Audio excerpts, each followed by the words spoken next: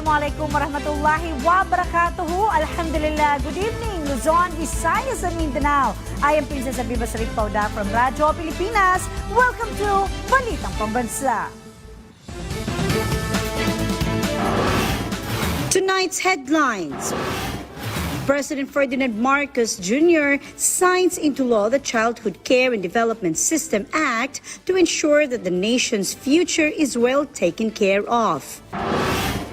President Ferdinand Marcos Jr. orders the Department of Transportation, or DOTR, to provide insurance benefits to victims of road accidents to the full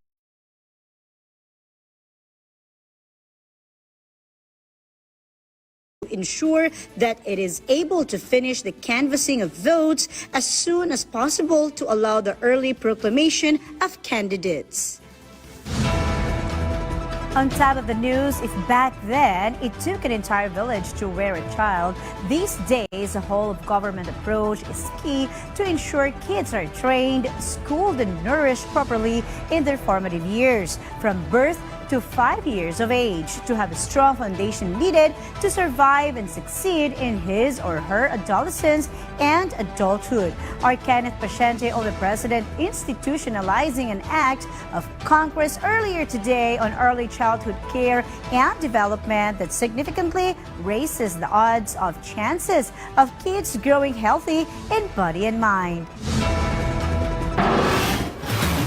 To further strengthen the care for Filipino children, President Ferdinand R. Marcos Jr. signed Republic Act No. 12199, or the Early Childhood Care and Development System Act, which aims to strengthen education, nutrition, and protection of children from birth to 5 years old. Its goal is to provide children with a strong foundation at the earliest stage of their lives. The Early Childhood Care and Development Council will lead the care of children under the age of 5. While the Department of Education, or DepEd, will be in charge of children aged 5 to 8. The law also ensures services for children with disabilities, including early intervention and inclusive education. The system involves wide-ranging coordination among government agencies and local government units for nationwide implementation. Senate Committee on Basic Education chairperson and sponsor of the law, Senator Sherwin Gatchalian, praised this move by the President. He pointed out that focusing on the foundation of children, especially at a young age, is important because their learning depends on it.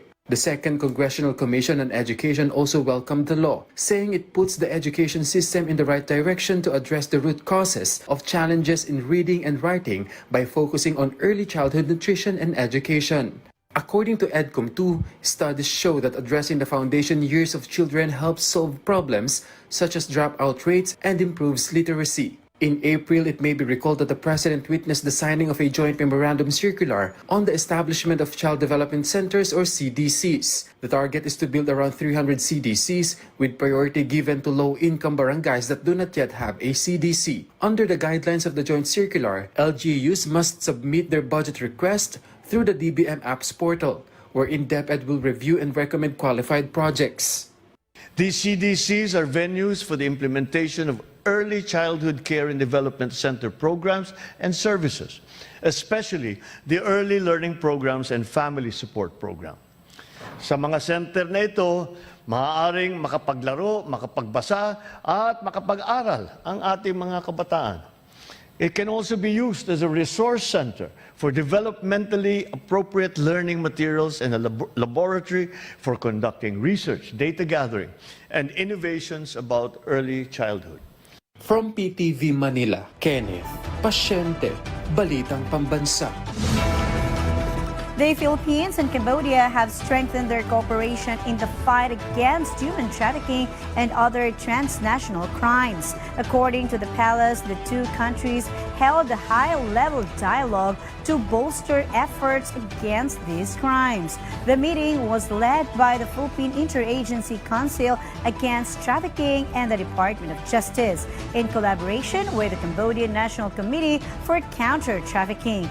The discussion focused on enhancing border security and safeguarding the welfare of both Filipino and Cambodian citizens, particularly in light of the growing number of scam hubs that prey on victims across the region.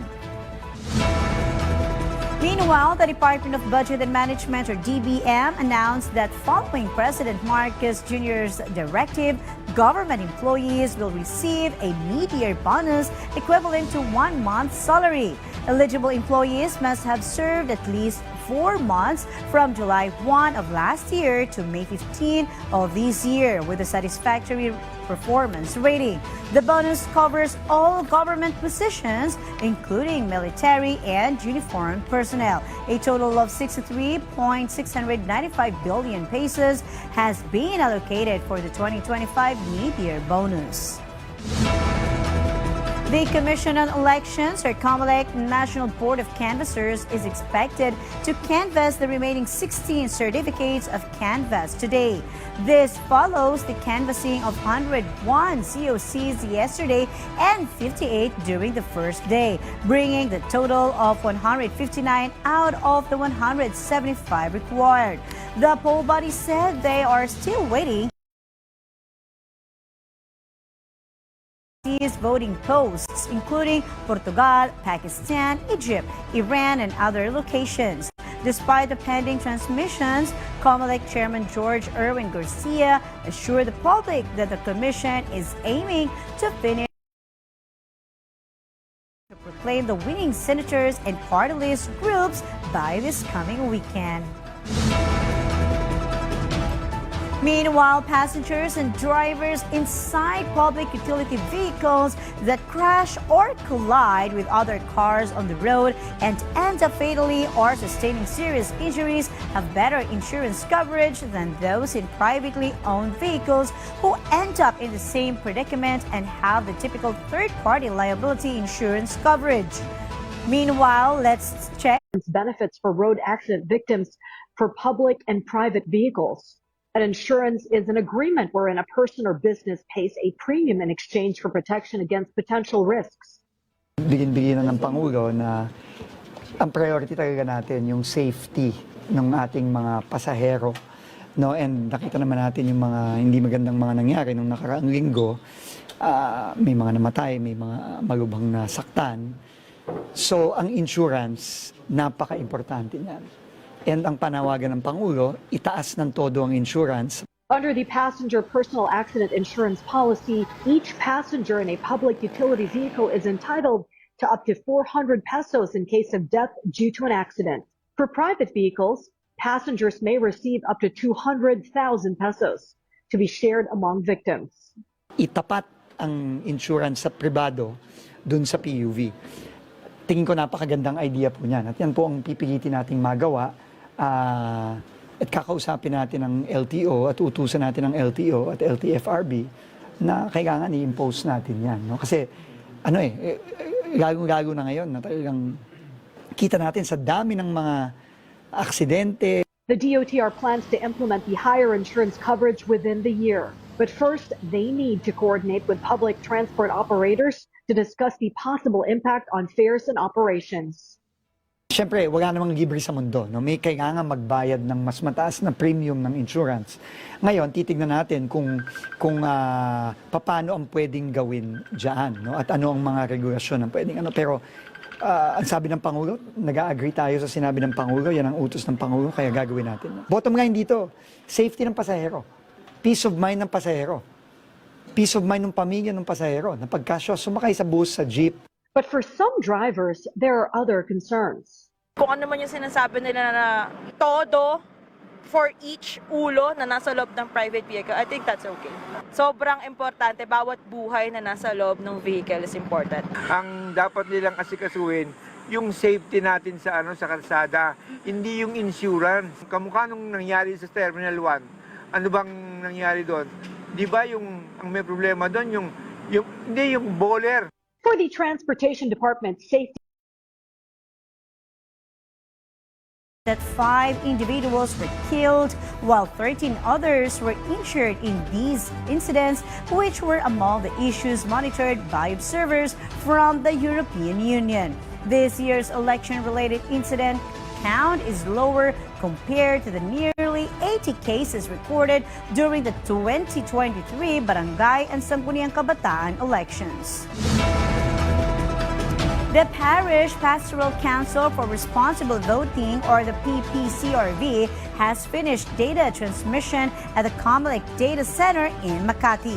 Mislabeling issues on the COMELEC website were encountered, wherein vote counts were higher than the registered voters in areas like Zamboanga and Dumaguete.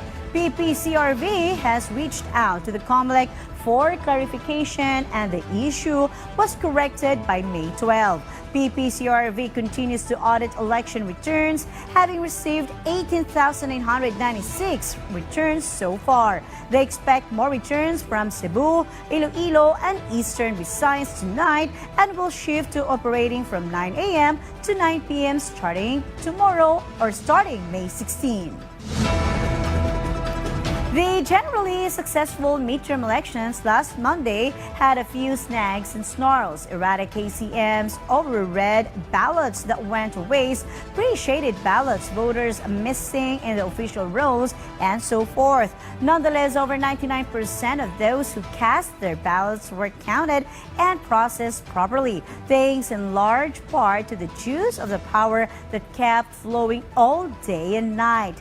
The Department of Energy was more than happy to report an incidence of zero power outages or brownouts during the entirety of the day-long voting nationwide.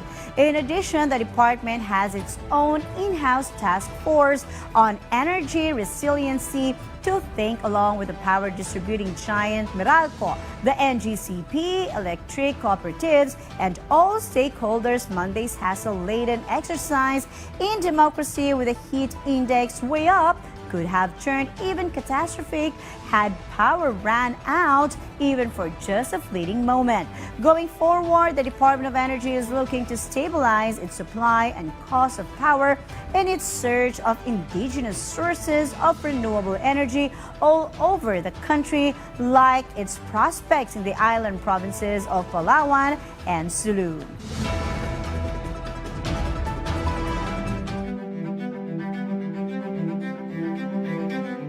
Inaingon ko na lagi nga, abi na ako ang barangay Tagpaco, mo'y pinakapukli sa kanang barangay sa Tagpaco.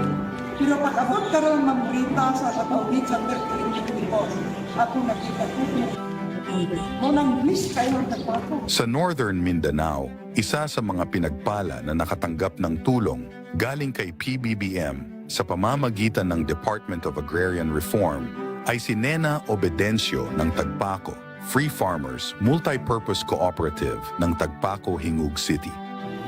Pasalamat ako sa Tagpaco MPC sa ako kayong tabang sa dar na kinigyan kong ligatan.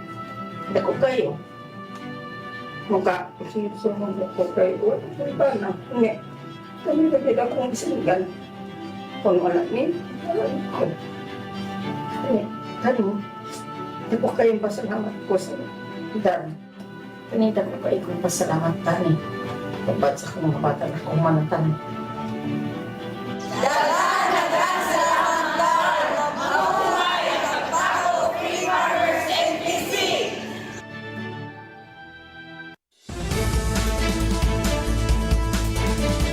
Dapat ang state media ang maging tunay na mata, boses at tenga ng sambayanan. Ito na marahil ang pinakamalawak ng election coverage sa kasaysayan ng Pilipinas. Bawat boto, sa bawat sulok ng bansa, binantayan ng buong puwersa ng integrated state media. Isang malaking pasasalamat sa inyong pagtutok at pagtitiwala. Umasa kayong patuloy kaming maglilingkod para sa bagong Pilipinas.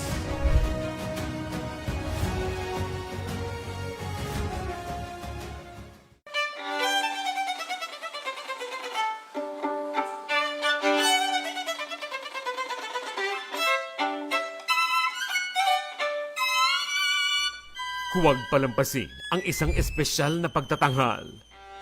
The Golden Bird Concert Series presents violinist Casey Galano,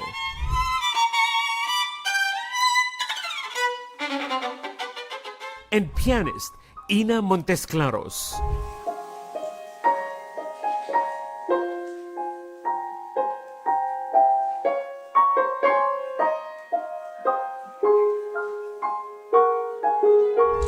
Saksihan ang kanilang talento sa mga klasikal at kontemporaryong obra na aantig sa inyong puso.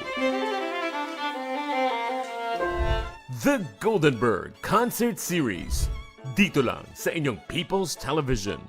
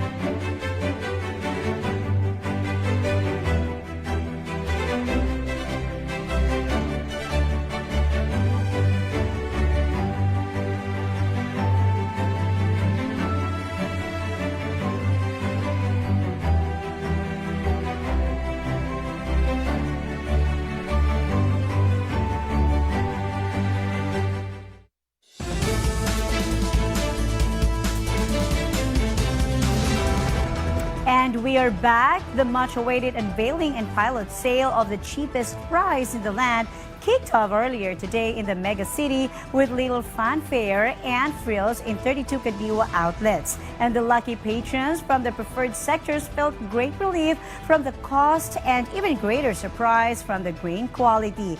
Our Maryvel Custodio has the full story. The Department of Agriculture prepared a simple treat for consumers for the formal launching of the 20 Bigas Meron Na program in Metro Manila and nearby provinces. According to Elenita, she doesn't need to mix NFA rice with premium rice. Sa tingin ko po dito, hindi na. Kasi talagang sarap nga ng kain ko yung... Ay, wala pong amoy. Pero yung lasa, masarap po. Baga, malamuyot sa aming Ilocano. Yung malambot. Uy, malambot. She says that the affordable rice is a huge help for senior citizens like her. Mahalagang mahalaga para sa akin kasi wala naman po akong trabaho. Napakaswerte po namin ngayon at kami may tigba 20 pesos na nabigas. Malaking tipid po ito kasi ang binibili ko po talaga yung 45. Marami pong nagpapasalamat sa naisip nyo na maipatupad ang 20 pesos sa isang kilo. 90 sacks of rice have been prepared for the formal launch of the program. The Agriculture Department allocated 248,000 bags of NFA rice stocks in Metro Manila for the 20 Bigas Meron Na program. There are 32 Kadiwa sites selling 20 pesos rice in Metro Manila and nearby provinces, while 35,000 sacks have been delivered to Cebu. The DA aims to expand the sale of 20 pesos per kilo rice to 50 to 55 Kadiwa sites by June, in line with the directive of President Ferdinand R. Marcos Jr. This month is a phase 1 of the program, while phase 2 will roll out in July for area expansion, including some regions in Mindanao. Ang utos din ni Presidente ay palawakin na rin to hanggang Mindanao for this year at maybe some parts of Visayas and Luzon. Pinipili namin ngayon kung ano yung mga lugar based on yung poverty incidence, yung pinakamatataas. Phase 3 is targeted to begin in September. The DA is coordinating with the Tupad program of the Department of Labor and Employment to provide additional manpower to meet the expected high demand during the expansion of the 20 Bigas Meron Na program. Members of the vulnerable sectors can avail up to 30 kilos per month, including 4-piece beneficiaries, senior citizen, person with disability, and solo parents. The DA assures there is enough rice to meet the demand. From PTV, Vel Custodio, Balitang Pambansa. The National Food Authority, or NFA, reiterated that the rollout of the 20 pesos rice program through Kadiwa centers is not politically motivated. NFA Administrator Larry Lacson clarified that the program had already been planned as early as last year in coordination with Agriculture Secretary Francisco Chulo Real Jr. and emphasized that the implementation of the program will continue regardless of the outcome of local elections. As of now, 20 pesos per kilo NFA rice is being sold in 32 Kadiwa centers across various locations. And the secrets out, 2 of the Philippines' coastal treasures have captured the world's heart. From the untouched sands of El Nido to the dreamy shores of Romblon in Talula and Bonbon beaches now sail into the global spotlight as they earn their place among the world's best. A sapit from Philippine Information Agency tells us more. The Philippine government welcomed the global spotlight on the country's coastal gems located in Mimaropa region, as 2 of its picturesque beaches secured spots in the prestigious World's 50 Best Beaches 2025 list. And Talula Beach, a secluded stretch of coastline in El Nido, Palawan, soared to the number 2 top spot, while Romblon's Bonbon Beach climbed to the number 38, reflecting a continued global appreciation for the country's natural attractions. The latest rankings mark an improvement from last year when Talula Beach secured the 4th place and Bonbon Beach the 45th rank. The annual list, compiled by international travel experts and influencers, praised Talula Beach as Palawan's overlooked slice of heaven, citing its dramatic limestone cliffs, serene waters, and exclusivity accessible only by boat. Bonbon Beach, characterized as a laid-back, undeveloped paradise, was lauded for its striking sandbar that emerges during low tide, offering a unique experience for visitors to walk across the shallows to neighboring Bagong Island. In a press briefing, Presidential Communications Office Undersecretary and Palace Press Officer Claire Castro expressed pride in the global acknowledgement of its coastal beauty. Yusek Castro also cited the administration's ongoing commitment to sustainable tourism development through the Department of Tourism's National Tourism Development Plan and its Love the Philippines campaign. Patuloy ang DOT sa pagsusulong ng sustainable tourism hindi lang para sa ating coastal destinations, kundi para rin sa pag-unlad ng ating mga komunidad at pagtaguyod ng ating national heritage. With the world once again turning its gaze to the pristine shores of Mimaropa, the Philippines continues to shine as a global beach paradise. From the Philippine Information Agency Mimaropa, a sapit for Balitang Pambansa. In many Filipino homes, turning on the tap has become a gamble, especially for customers of Prime Water, the country's largest private water provider in provincial areas. Growing frustration has led several local governments, including Tacloban City's Leyte Metropolitan Water District, to reconsider their ties with the company due to unfulfilled promises and worsening service. Alet Reyes from the Philippine Information Agency tells us more. Prime Water took over the Leyte Metropolitan Water District under joint ventures with the city government in Tacloban. It promised to modernize aging infrastructure, expand access, and ensure reliable service. 5 years into the agreement, those promises remain unfulfilled. LMWD General Manager Ronnie Cornico said the management has recently taken steps to terminate or reconsider the joint venture agreement with Prime Water after a detailed review found its services to be wanting and amidst mounting complaints by water consumers on poor service quality. The LMWD management fully agree to President Ferdinand R. Marcos Jr.'s order to investigate into Prime Water services to be led by the local Water Utilities Administration. In many affected areas, residents are forced to rely on water delivery services or dig deep into their pockets for bottled water, further burdening already strained household budgets. Among those is Lorna Sabusap, who lives in a unit inside the Kapuso village in Tacloban City's northern area, together with 7 of her family members. She says most of the time they do not have water supply, yet they are paying a monthly bill which they think is more than they have consumed. May adalahiya di schedule amulat pag-aawas. Labi na itaad ko dito ay makaluluoy kay waray dito awas. Ma schedule harayan na buwas waray isang buwas na liwat, may ada, pero mahinay, it era tubig. Amulay ito era ko andin, it era fry. As climate change worsens, water scarcity and demand grows with population. The need for reliable and equitable water service has never been more urgent. From the Philippine Information Agency, Leyte, Alvin Reyes, Balitang Pambansa. And for our weather update, Intertropical Convergence Zone or the ITCZ is affecting Mindanao. Easterlies, on the other hand, is affecting the rest of the country. Mindanao, Eastern Visayas, and Palawan may encounter cloudy skies with scattered rains and thunderstorms. Metro Manila and the rest of the country may also encounter partly cloudy to cloudy skies with isolated rain showers or thunderstorms caused by the easterlies.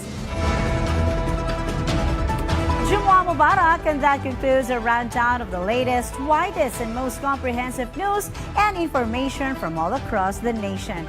This is your trusted news source, always ready to inform and serve the Filipino people. Catch Balitang Pambansa again tomorrow at 7 a.m., 12 noon, 6 p.m., and 9:30 p.m. for more updates and developments. From Radyo Pilipinas, I'm Princess Aliba Saripaudak, and this is your Balitang Pambansa.